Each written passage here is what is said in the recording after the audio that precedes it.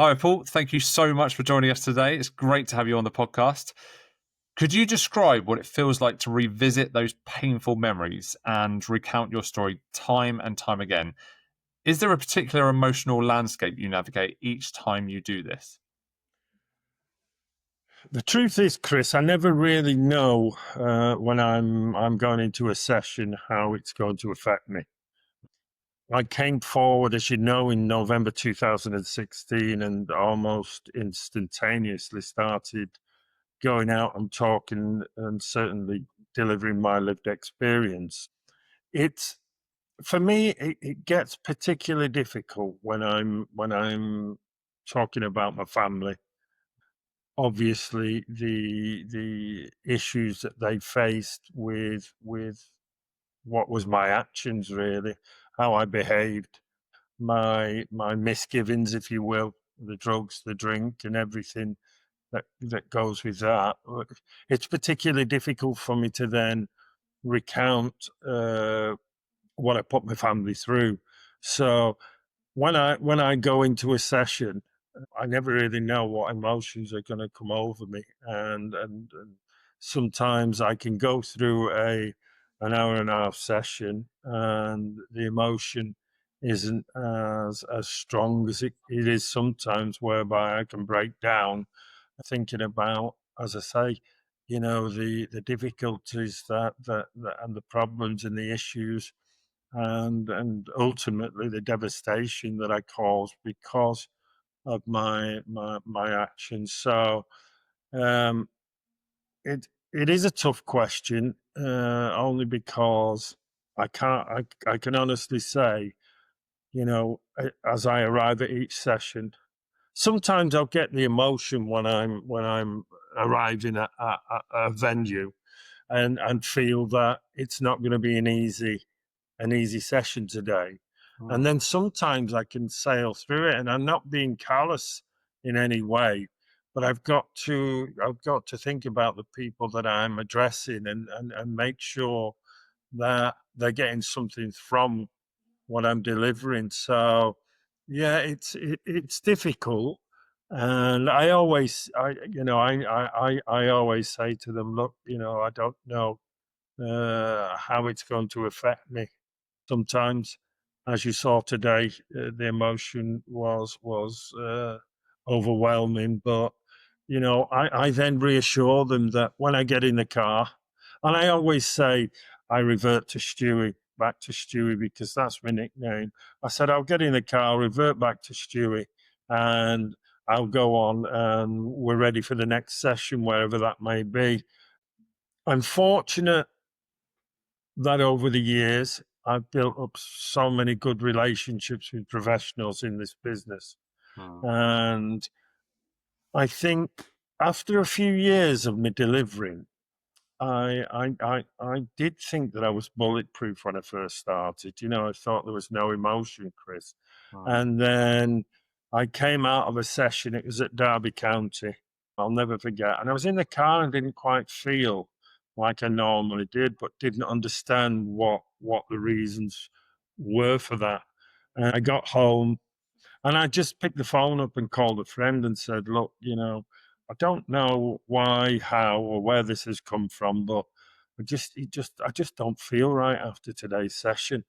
And then we talked for about an hour on, sometimes you don't realize that it can be affecting you.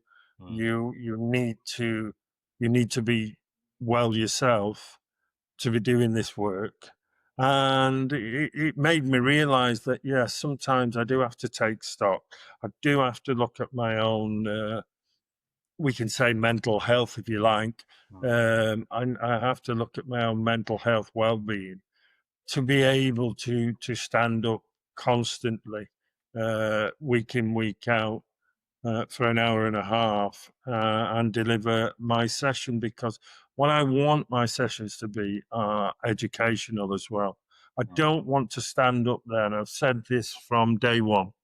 I don't want to stand up there and just people feel sorry for me because of what happened to me as a child and what I had to go through.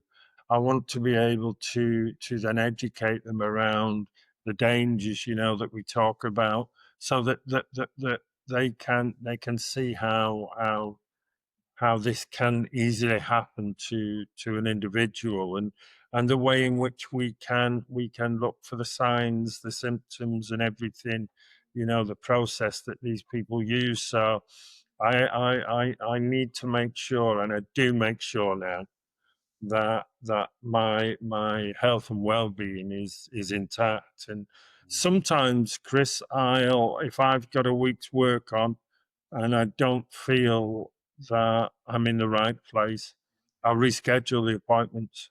It doesn't happen often, I'll be honest, but if I feel in any way that I'm not in the right frame of mind to go out and deliver what I'm delivering, then for everyone's benefit, I'll reschedule them appointments. And unfortunately, within the sort of arena field sector that I'm in, people understand. They understand what you're putting yourself through sometimes to be able to get the message over. So, I'm fortunate that I can say, look, I don't feel great at the moment. I'm just going to recharge my batteries for a week. Can we do this date? And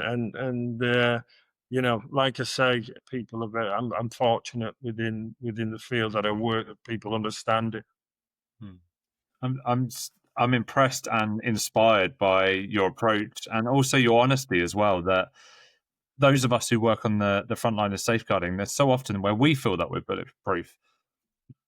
But yeah, you're right. We need to sometimes take check. We need to actually go, are we able to cope with this? And do we need to rearrange? And it'd be perfectly fine for us to be able to do that. What what inspires you, or what encourages you to keep going, just reliving your story? The encouragement comes from maybe a little bit of the guilt that I feel for what I put those loved ones around me and close friends, that what I put them through over the years when I wasn't in a good place. I think, to be able to give something back in terms of doing something positive with my story, instead of things that are just upsetting people, that are just causing devastation within the family unit, if you will, because of my actions.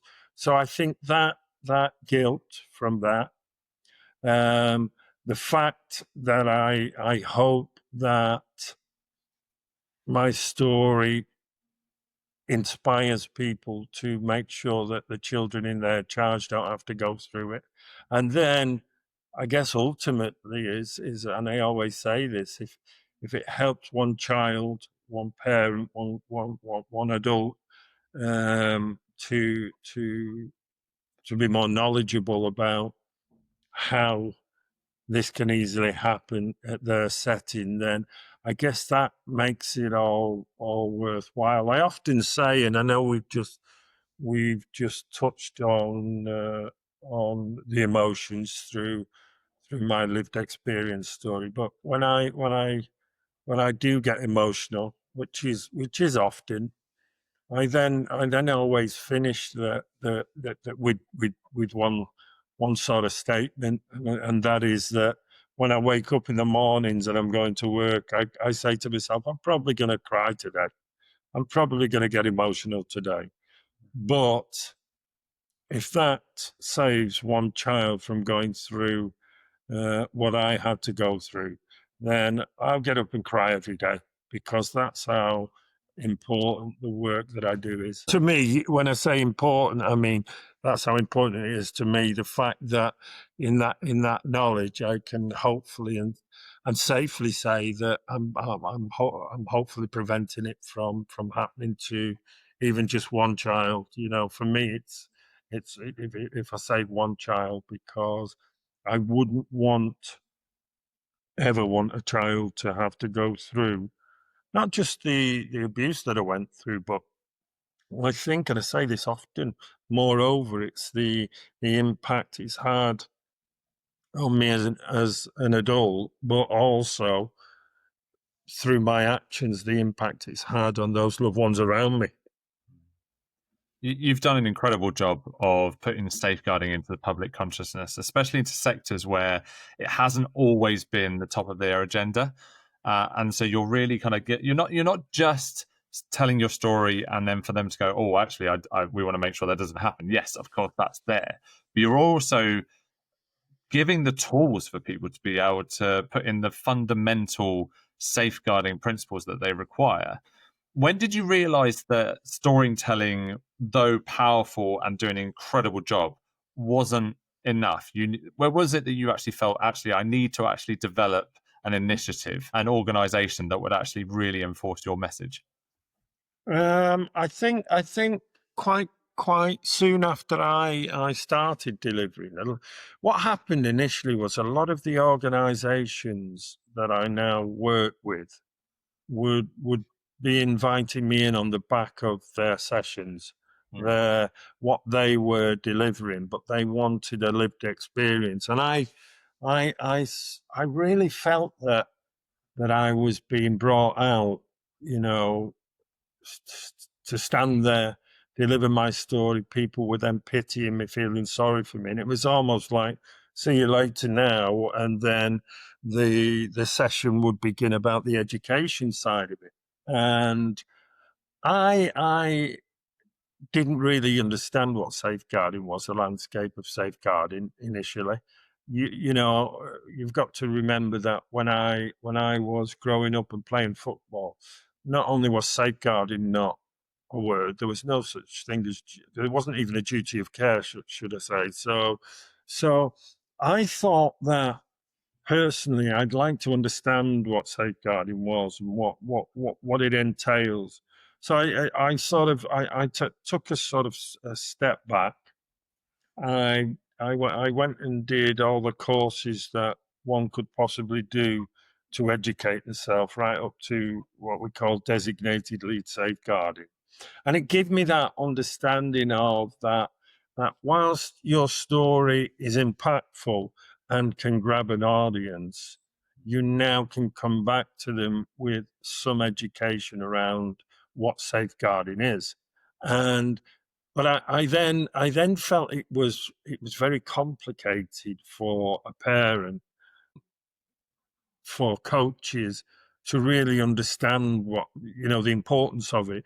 When I first started, I felt that some coaches thought that it was something that was going to stop them doing their work. It was going to be, their job was going to be made more difficult. Then I looked at what parents had to sort of take in and consider in terms of, you can have a child in at a dance school, for instance, a child at cricket and a child at football, and then you'll get thrown so many different safeguarding strategies, policies, procedures, when really 80% of safeguarding is very much the same. Mhm. It isn't that difficult. The other 20% are the different sports, the way in which children travel, the settings that they perform their activities in. But when we look at safeguarding as a whole, 80% of it should be generic for every parent to understand, for every school teacher, for everyone that's has children in their charge to understand. So I thought that for me, as being a layman myself, I thought that what I'd like to do is make safeguarding more accessible, more understanding, easy to follow. And that's why I looked at the other initiatives, and the first initiative was to develop a safeguarding in sport course, which I did. I think it's over maybe 5 years ago now, which was adopted by the EFL. So that is now mandatory in all EFL academies. The coaches, anyone that works with children now has to complete that course, and it just gave me that appetite to continue to develop initiatives that brings safeguarding, if you will, to normality.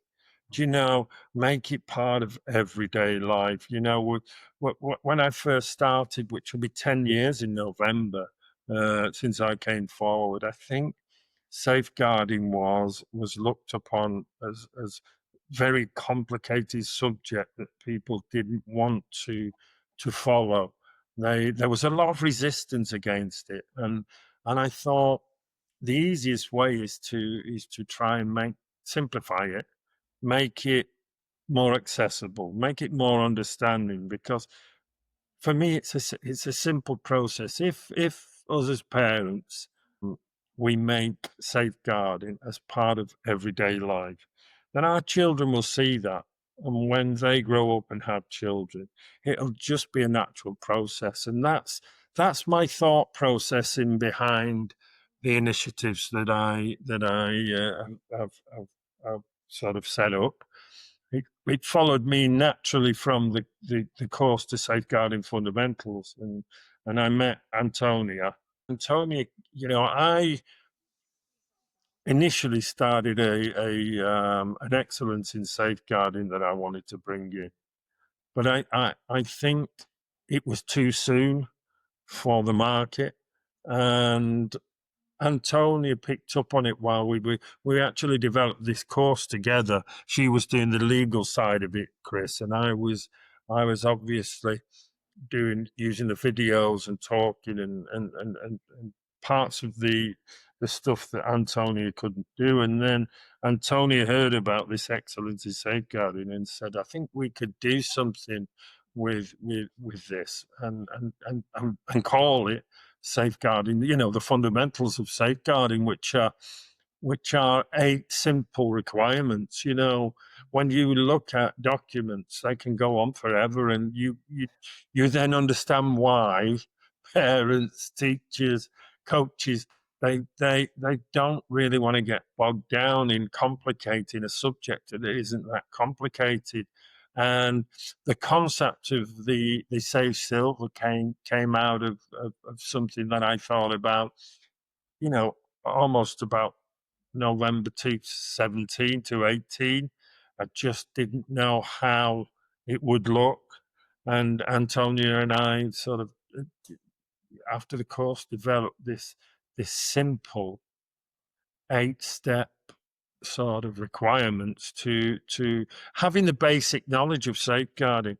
What I've felt over a long time now, nearly 10 years in this field, is that it gets overcomplicated, and what I'd love to see just the basics being adhered to.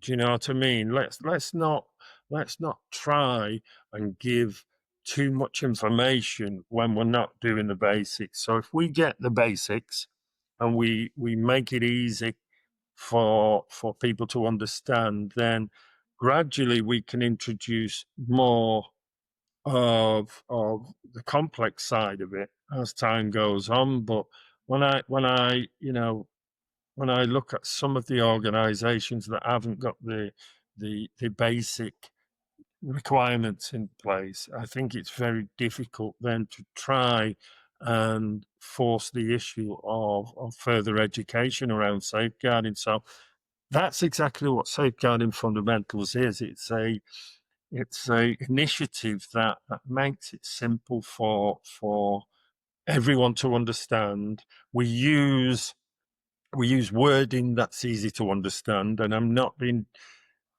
detrimental to anyone there, but sometimes again, when I look at safeguarding and how it's presented, can come across with like it's complicated to understand.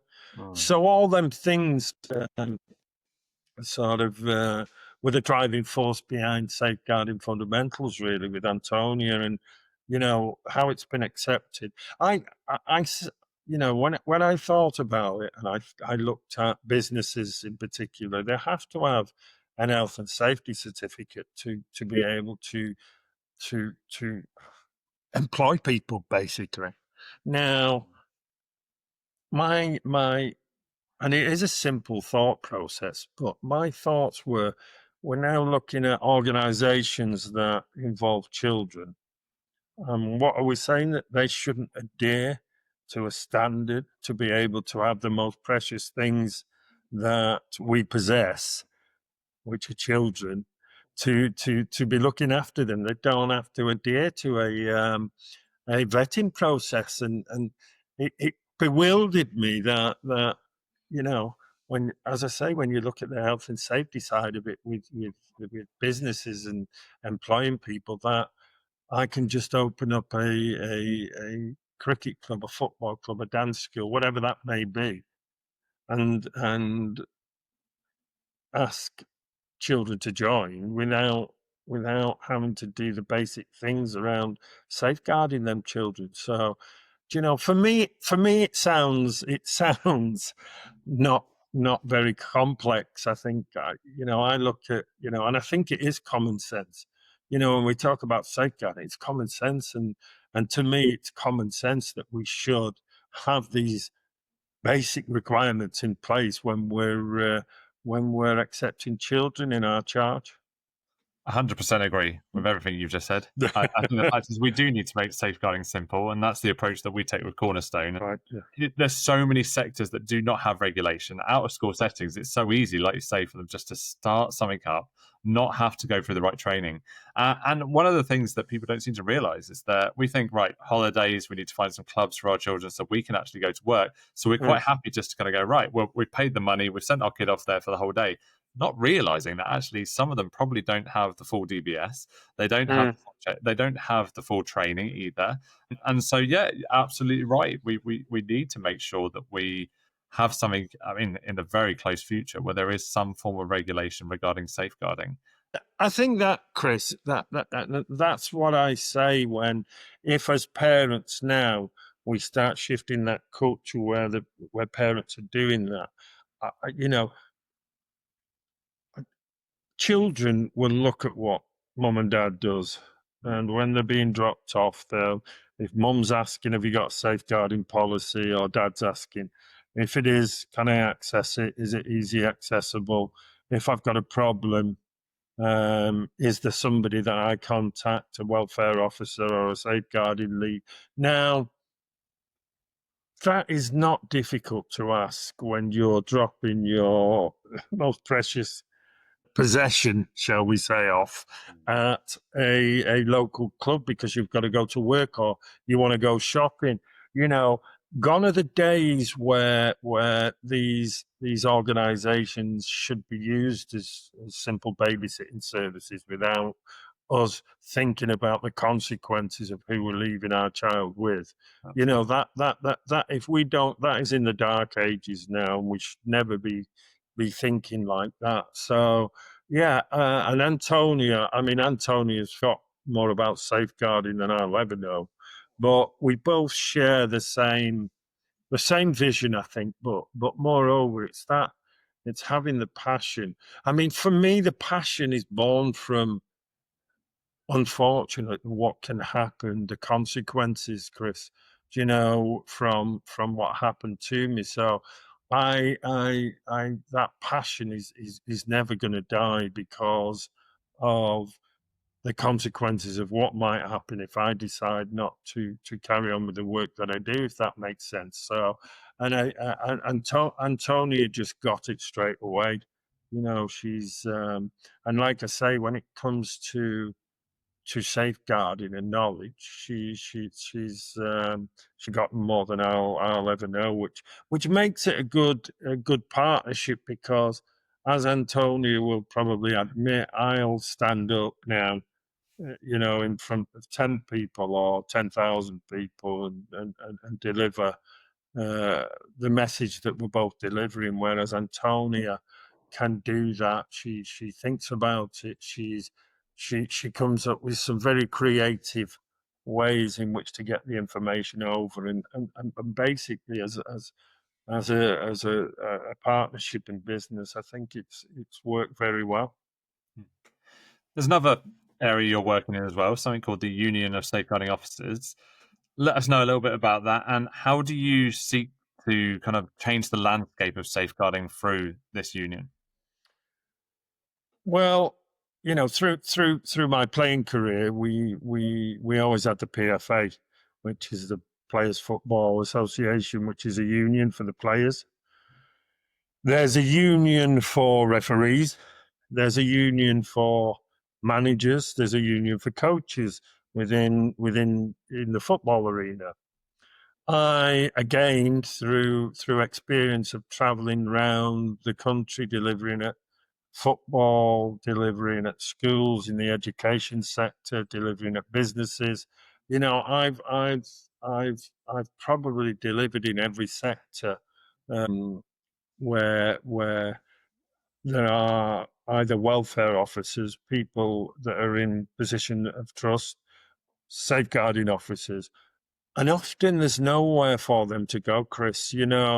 What they deal with on a daily basis isn't the good side of anything. In general, they're hearing bad stories, and these people need support. And that was really why I got involved with the Union of Safeguarding Officers. They came to me over a year ago now, talked about the idea. We looked at what challenges a safeguarding officer faces, and I'd seen it, having spoken to an awful lot of them, and I just felt that it was the right thing to do. And I always look at scenarios that I get involved with in terms of, is it the right thing to do? Am I doing it for the right reasons? And the Union of Safeguarding Officers just ticked every box on the right reason. Look, they need support because it can be lonely out there. They need somewhere where they can come. They need peers that they can talk to. They may need support if they have a dispute with the organisation that they're in. We're providing, along with the membership, enhanced training so that we can upskill. When you look at, certainly at the grassroots level, you look at grassroots sports, and sometimes the person who is in charge, the welfare officer or safeguarding officer, is given that job because they tend to be there more than any of the other parents. Oh, you can have that job. Well, sometimes they're not equipped with the knowledge to be able to look after them children. And when I look at some of the organizations out there now, they have over and above 2,000, 3,000 children, when you go through the age group of teams. So part of what we'll be doing is the education through online courses. We also will be offering a reporting package, which is so that they can report concerns. So what for me, I was delighted when I was asked to be chairman. But for me, it will be all about the members. It will be all about the members of the organisation. So if we need to see change, we'll ask them, and we'll continue to ask them the questions. And if they want to see change and we have to lobby government, then so be it. If that is what our members say, we're already in the process and will be writing a safeguarding act. We'll be writing a green paper on that in the coming months, which will be the first of its kind. We've created an ombudsman where people can come, and if there is a dispute, we will be the ombudsman. It will be completely separate from the USO, but something that has never been done before. So I think we are creating something that there's definitely a need for. Because as I say, and I keep saying it, I speak to these people that are on the ground on a weekly basis. So I know the challenges that they face, and I know what the job entails. So what we are doing is we are creating a union for the members. Not for me. It's not. I don't want any badges. I don't want any recognition for it. I want to be able to create something that these people, these individuals who do incredible jobs, we need never forget the amazing work that they do, and they're doing it for the children. They're doing it to make sure that the children are safe, so that they can go and pursue dreams, go and pursue, whatever they dream about, whether that be whatever activity, but they're doing it so that they're safe and it's in an environment that's safe. So why should they not have that recognition of a union that supports the work that they do? And so that's how I look at the union of safeguarding officers. It's for the people that are doing incredible work, and they're unsung heroes. Let's be honest. When you're, and I always refer back to football because it was my past, but the first teams and the players, they'll get their recognition. Your managers will, even the sales office, if they're doing really well on ticket sales, or whether it be the advertisement hoardings, never really celebrate what the people that are taking care of the children in the organization are doing. And for me, I think as part of that, we'll also celebrate some of the great work that they do and make sure that I shout from the treetops about the incredible work that they do. Because when I talk, Chris, I talk about my experience, and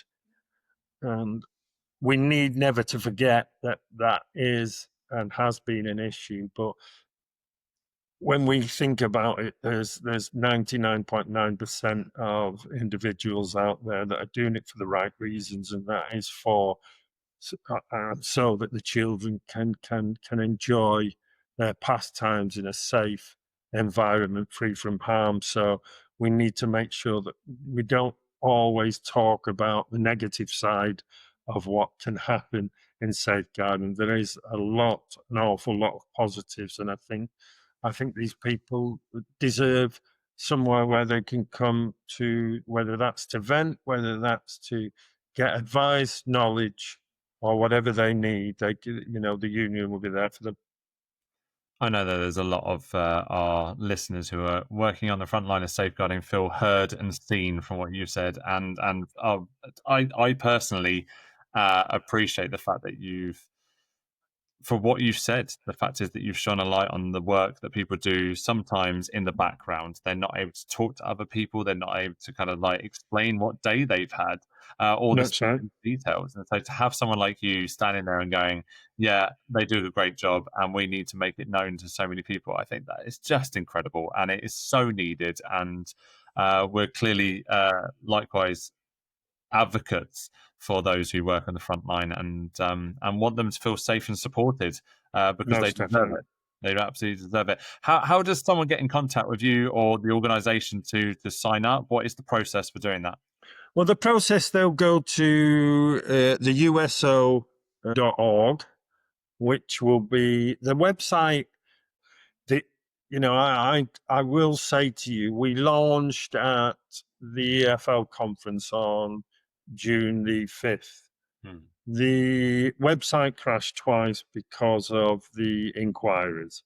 Wow. So what we've done is we've gone away and built a website that can handle the inquiries that are coming in on a daily basis. So we already know that there is a passion and an appetite for the union.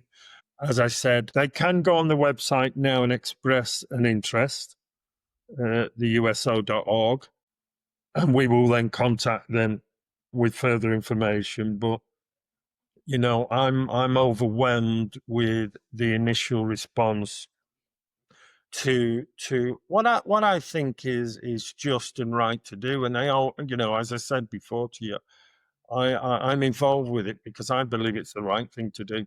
Absolutely. And that's what always drives me to do the work that I do, because it's the right thing to do. And until people start saying to me, we don't want to listen to you, Paul, then I'll continue to do the work that I do. And sometimes, like, as you quite rightly alluded to early on in the cast, some days are tough. You get up, and people don't believe, but and maybe don't realize that you do still have the dark days.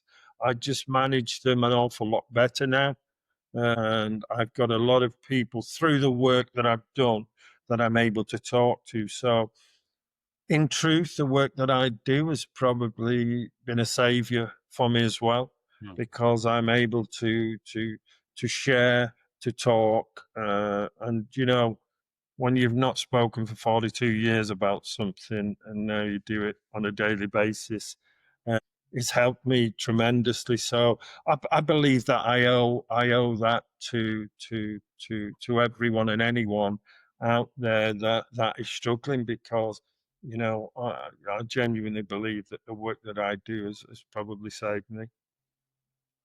So, with that in mind, what would you say to anyone who might be still suffering in silence, or perhaps those who doubt the possibility of real change? What advice would you give them?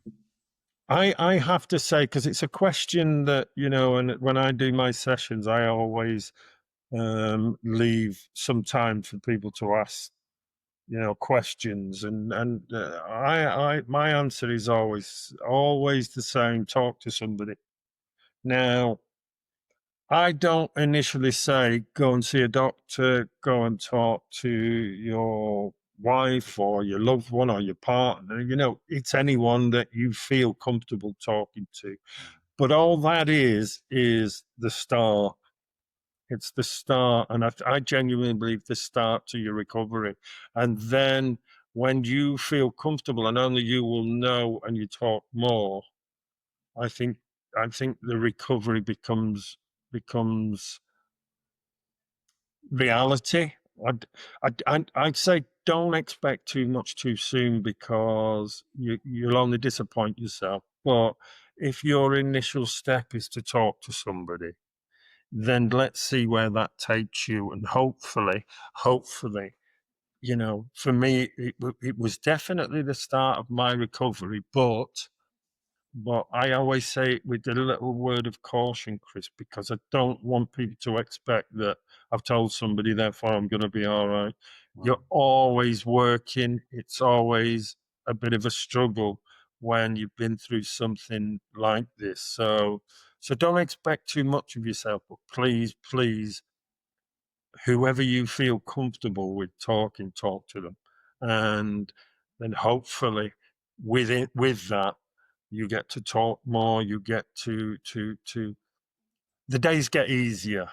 But I don't want to put that, that end of a film sailing into the sunset and everything is hunky dory, because you still have the challenges. But what I think talking does was it helps you manage it a little bit better than bottling it all up, and then it comes out and manifests itself in other ways, as it did with me for many years.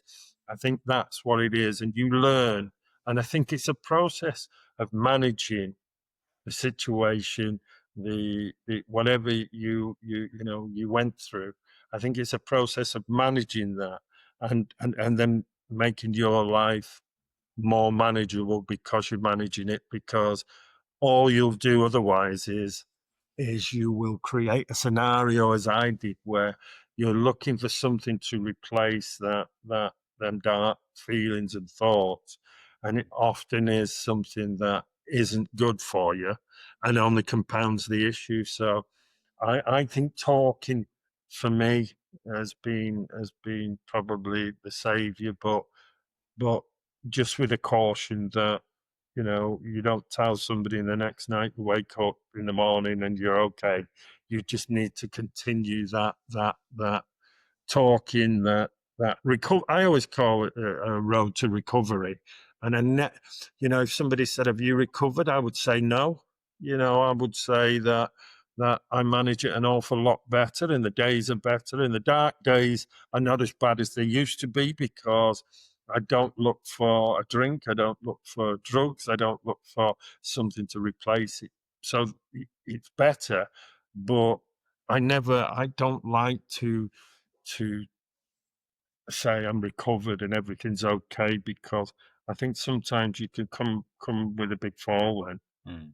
Yeah, that's a really helpful message, and thank you for sharing that. And I know that that's going to really help a lot of people listening today. But that brings us to the end of today's episode. Thank you so much for your time, your honesty, your just the kind and supportive messages that you've conveyed to us today. Thank you so much. No, listen, Chris, thanks for inviting me on. It's been an absolute pleasure talking to you. And as I say, hopefully that people have helped some people. It's always a difficult job because I feel sometimes responsible because I have a platform, and I look at my voice being the voice of those that don't have a voice sometimes, and I don't, I don't think that I'm any better, any different than anyone else. But you know, podcasts like this helps us keep that safeguarding at the forefront, the well-being of the children even more at the forefront, which is basically, if I have one mission in life, and you don't always achieve that mission, it's to eradicate any sort of abuse, exploitation, or harm to children because of they're so innocent, and that's what drives us forward, I think, in the work that we do. So no, listen, thank you so much for inviting me on today. It's been an absolute pleasure. Keep doing the great work you're doing. It's making a difference. So to anyone who's listening today, if you enjoyed this episode, don't forget to hit the follow button so you don't miss another episode of Safeguarding Redefined.